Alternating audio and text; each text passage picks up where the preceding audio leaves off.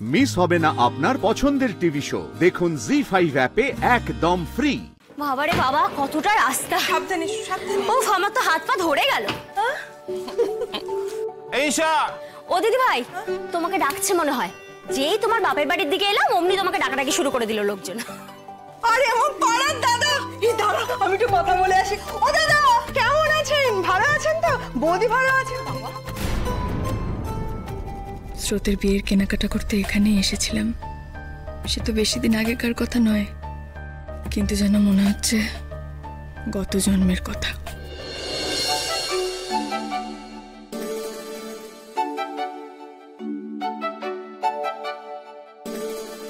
কি রে, গাড়িতেই বসে থাকবি নাকি? নাম গাড়ি থেকে।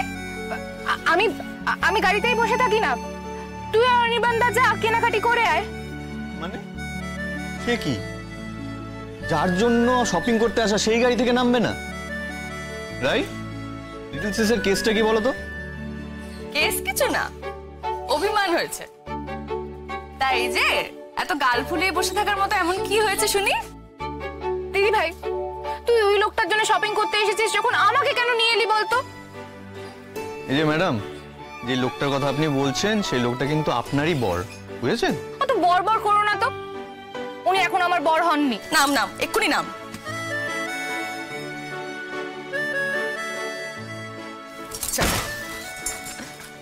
আরে সার্থকও চলে এসেছে। উনি উনি এখানে কি করছেন? ওনার তো আসার কথা ছিল না। এই, এটা আবার কি ধরনের কথা? হ্যাঁ, ওর জামা কাপড় কেনা হবে, ও আসবে না? দিদি, তুমি দেখেছো তোমার বোন কেমন পায়ের উপর পা দিয়ে ঝগড়া করছে? ও, আমি পায়ের উপর পা দিয়ে ঝগড়া করি, আপনি করেন না। এখানে এসেই তো নালিশ শুরু করে দিলেন আপনি। নেভার, আমি কখনো ঝগড়া করি না।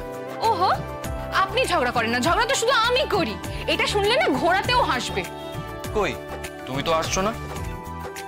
মানে মানে আমি ঘোড়া? আমাকে ঘোড়া বললেন?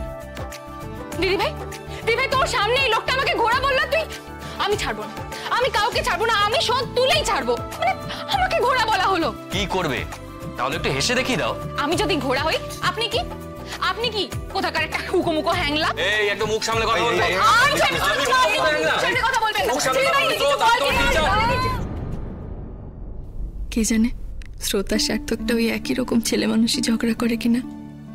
আচ্ছা, স্রোতটা আমার না থাকার কষ্টটা ওভারকাম করতে পেরেছে? ওর রেজাল্টটাও তো জানতে পারলাম না। নিশ্চয়ই ভালোই হবে। এত কষ্ট করলো মেয়েটা, ঈশ্বর ওকে ওর পরিশ্রমের মূল্য ঠিক দেবে।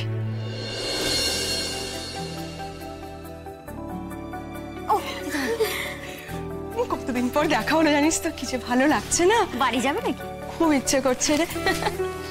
ওর আবার কি হলো? এই অনামিকা, কি ভাবছো?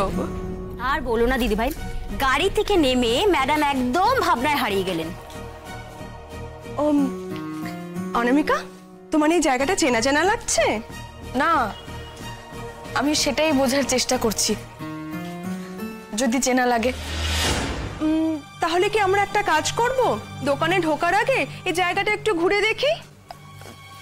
চলো, আমরা বরং আগে শপিংটা করে নি, তারপর না হয় ঘুরে দেখা যাবে। তাড়াতাড়ি তো আবার বাড়িও ফিরতে হবে, শুধু শুধু দেরি করে লাভ কি? হ্যাঁ ঠিক আছে, চলো, চল চল চল। জি5 ডাউনলোড করুন আর সব এপিসোড দেখুন একদম ফ্রি।